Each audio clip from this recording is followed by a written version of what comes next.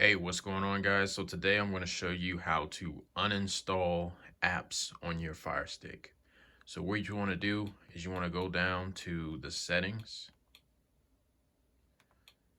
and in the settings you want to go over to applications. In the applications you want to go down to manage installed applications.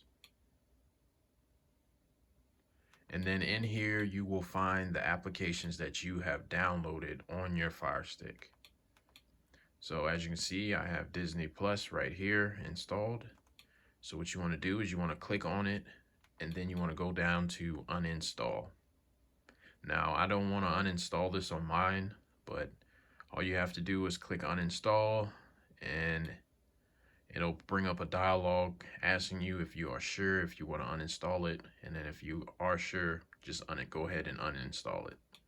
So that is how you uninstall applications on your Fire Stick.